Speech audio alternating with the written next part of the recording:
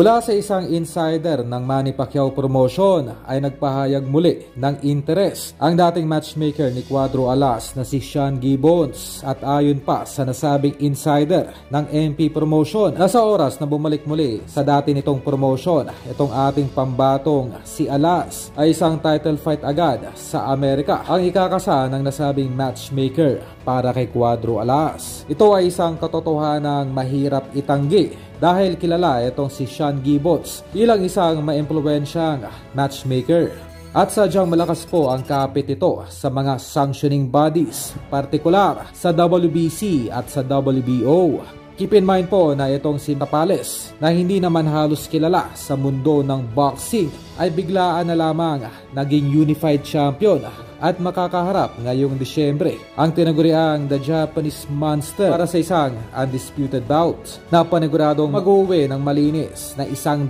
milyong piso matalo man kay Inoue. Lalo pa kaya kung itong si Casimero ang mabibigyan ng laban kontra sa Hapon sa susunod na taon ng nasabing matchmaker na malamang sa malamang po ay mahigit pa sa 100 milyong piso ang may uwi nitong guaranteed purse sa potensyal na laban nito kontra Inoue na posible pang madoble sa halagang 400 million pesos kung magkakaroon ng rematch sa Japan kung sakaling matalo man ni Casimero itong nasabing The Japanese Monster. Keep in mind po na wala namang matinong titulong pinaglabanan noong Abril itong sina Davis at Garcia. Ngunit halos bilyong piso nga po ang kinita na magkabilang kampo dahil ito sa napakataas na demand noon ng mga boxing fans na maglaban ang dalawa.